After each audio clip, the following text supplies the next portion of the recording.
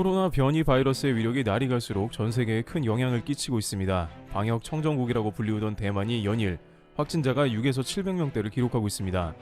대만은 지금까지 국경을 걸어 잠그는 방식을 통해 지난 1년간 확진자가 한 자릿수 이하로 발생하며 동북아시아의 방역 모범국으로 통했으며 이번 WHO 회의에서도 모범국인 대만을 초청해야 한다며 많은 국가에 요청이 있었습니다. 물론 중국의 반대로 결국 대만 옵서버 참가는 무산이 되긴 했습니다만 당시가 불과 1개월 전이었는데 지금 현재 대만은 코로나 청정국 순위에서도 10위권 밖으로 밀렸기 때문에 더 이상 방역 청정국이라고 부르긴 어렵게 됐습니다. 대만은 특히 확보된 백신도 제대로 없으며 진단키트도 부족한 것으로 알려졌습니다.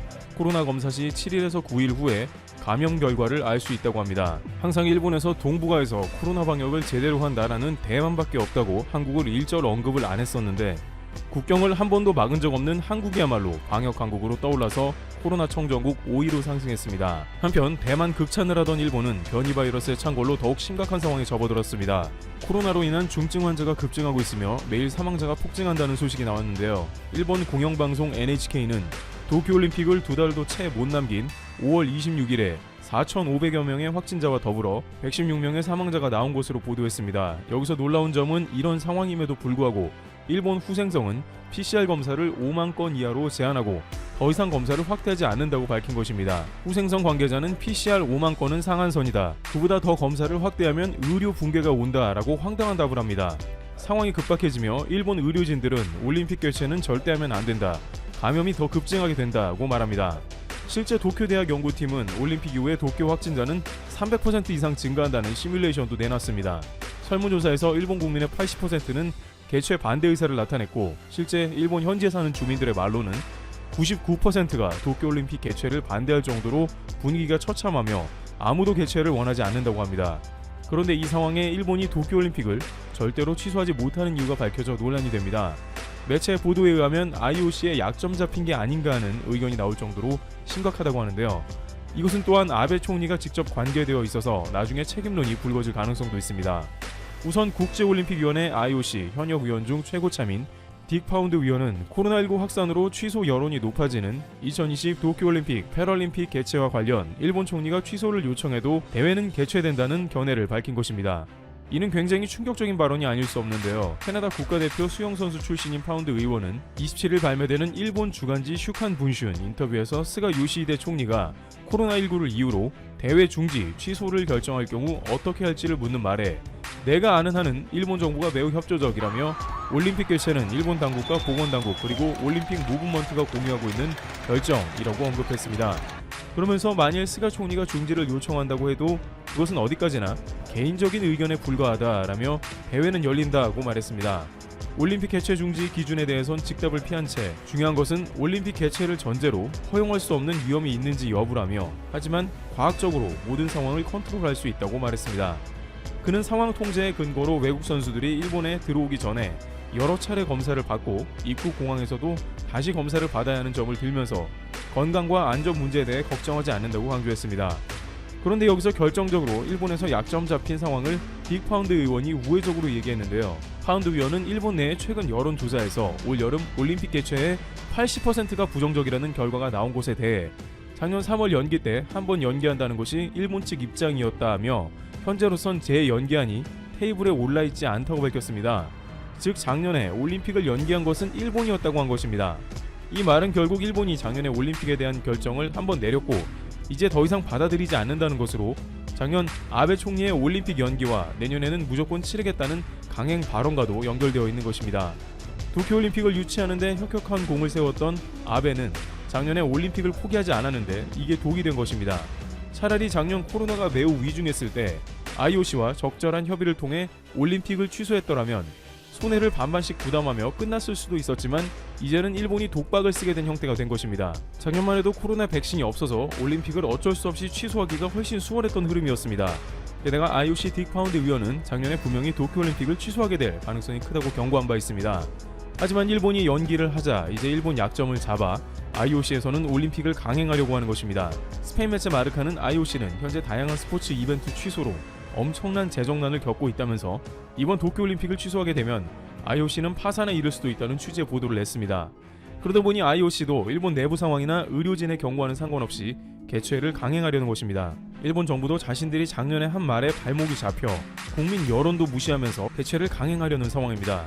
노무라 연구소에서는 일본이 현재 배상금을 포함해 최소한 18조 원 이상의 손해를 보게 된다고 추산합니다. 아베 총리는 이 어려운 상황을 예금했을 것이며 스가 총리에게 그대로 짐을 지운 것으로 보입니다. 그런데 아베 총리는 한국에도 도쿄올림픽 관련해 큰 논란거리를 남기고 사라졌습니다. 도쿄올림픽 조직위가 당시 제작한 지도에 독도가 일본에 포함된 지도가 여전히 사용되고 있는 것입니다. 언뜻 보면 보이지 않습니다만 확대해보면 독도가 일본형으로 색칠해져 있는 것입니다. 이는 한국의 극심한 반발을 불러오고 있습니다. 국무총리는 올림픽 불참까지 불사하겠다고 나왔는데요. 정세균 국무총리는 자신의 페이스북을 통해서 일본은 올림픽 지도에 표기한 독도를 삭제하라 하며 일본이 끝까지 거부한다면 올림픽 불참 등 정부가 할 수 있는 모든 수단을 총동원하겠다라고 했고, 독도는 불가역적 대한민국 영토라고 일본을 향해서 강한 메시지를 선포하고 나섰습니다. 그런데 더욱 규탄의 목소리를 내는 이유가 있다는데요. 기본적으로 독도는 한국 땅인 사실도 그렇지만 일본은 2018년 평창올림픽 때 독도를 지우지 않으면 올림픽에 참여하지 않겠다고 강하게 항의를 했고, IOC도 이에 대해 한국을 설득한 것으로 보입니다. 당시 한국은 올림픽은 국가에 좋은 일이기 때문에 대승적 차원에서 허가를 했었는데 일본은 2년 뒤 도쿄올림픽에서 모르쇠로 나오는 뒤통수를 친 것입니다. 평창올림픽 당시 북한조차 이에 강력하게 항의할 정도로 독도 삭제 문제는 매우 예민했던 것으로 알려졌습니다. 결국 일본은 아니나 다를까 배신했으며 IOC도 일본 로비로 인해 관련 사안에 입을 다물고 있습니다. 일본 현지에 살고 있는 한국인들은 이에 대해서 기본적으로 한국을 식민 지배를 했던 경험 때문에 일본은 한국을 아래로 여기고 있고, 반대로 미국은 자신들을 전쟁에서 굴복시켜 떠받들고 있는 성향이라며 독도가 삭제될 가능성은 거의 없다고 말하고 있습니다. 한국에선 독도 문제가 아직 수면 위로 떠오르지 않고 있는데 만약 일본이 끝까지 이것을 양보하지 않는다고 하면 한국은 정말 도쿄올림픽을 불참할 수도 있다는 가능성도 적지 않게 제기되고 있는 상황입니다. 여기서 한국이 이 문제를 무시하고 참여할 경우 일본은 거 봐라, 독도가 일본형임을 인정한 것이다 라면서 한국을 다시 한번 조롱하고 국제사회에서 독도가 일본 땅이라며 홍보하고 다닐 것이 뻔합니다. 그러나 일본은 극우 정치적인 특성상 끝까지 독도를 지도상에서 삭제하지 않을 가능성이 매우 큽니다. 하지만 실제 도쿄올림픽에 한국이 불참할 경우에 이것이 도미노 현상으로 발전될 가능성이 적지 않습니다. 뉴질랜드의 보건 전문가 마이클 베이커 교수는 현 시점에 올림픽 개최는 터무니없다라고 잘라 말하며, 지금 올림픽을 개최하면 훨씬 많은 사람들이 목숨을 잃게 된다며 선수단과 일본 국민 모두에게 매우 좋지 않은 상황이 전개될 것이라 주장했습니다. 뉴질랜드 보건부의 자문역을 맡아온 마이클 교수는 이렇게 대규모 국제 행사를 하는 것과 팬데믹이 동시에 함께 가는 것은 절대 있을 수 없는 일이라고 못 박았습니다. 또한 미국 국무부도 일본 여행 단계를 금지인 4단계로 상향 조정하면서 미국 국민을 차단시키고 있습니다. 이런 가운데 한국이 올림픽 불참을 선언한다면 도쿄올림픽 분위기는 최악으로 흐를 것으로 보입니다. 이와 같이 일본 정부는 상호주의에 따라서라도 독도를 삭제해야 하지만 기본적 국가 간 예의도 지키지 않습니다. 현재 도쿄올림픽이 왜 이렇게 어려운 상황에 빠졌는지 스스로를 돌아봐야 한다는 의견이 나오고 있습니다. 트래블TV였습니다. 한국의 한 언론이 국제올림픽위원회 IOC에 도쿄올림픽 지도의 독도 표기 문제에 대해 문의를 했습니다. 더 정확하게는 IOC에 40년 넘게 활동한 최고참위원 딕 파운드에게 질의서를 보낸 것입니다. 딕 파운드는 작년에 도쿄올림픽 1년 연기를 가장 먼저 언급해 세계적 화제를 모았던 인물입니다. 그만큼 IOC에서 입지가 탄탄하다는 의미겠죠? 그는 이번 사태를 어떻게 바라보았을까요? 이런 답을 내놓았습니다. 친숙하지 않은 문제이기 때문에 어떤 유용한 의견도 보태기 어렵다. 친숙하지 않은 문제라니 황당합니다.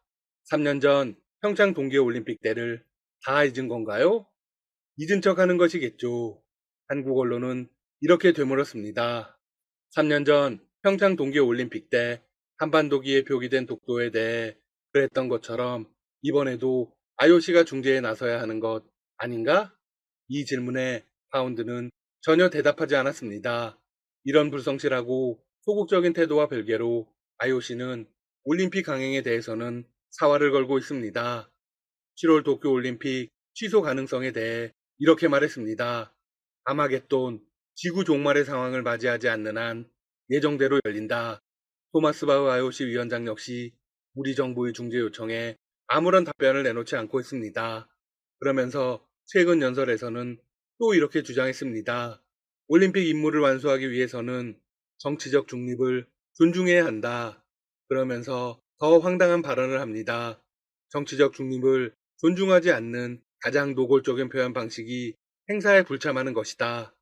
네, 올림픽 보이콧이 정치적 중립을 위반하는 것이라고 합니다. IOC가 어쩌다 이런 처참한 수준까지 갔을까요?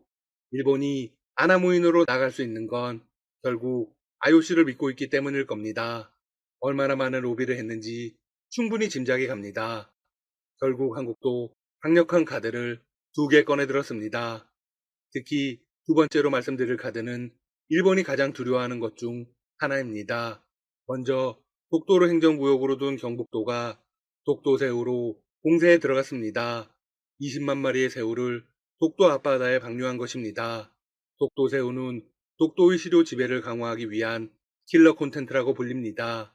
일본이 엄청나게 예민하게 반응하는 것 중 하나이죠. 그 이유가 뭘까요? 시발점은 2017년 11월로 거슬러 올라가야 합니다. 당시 트럼프 미국 대통령과 문재인 대통령이 참석한 청와대 만찬에 독도새우 요리가 올라왔습니다. 그러자 일본이 바로 문제 삼았습니다. 왜 만찬 요리에 독도새우를 올렸냐?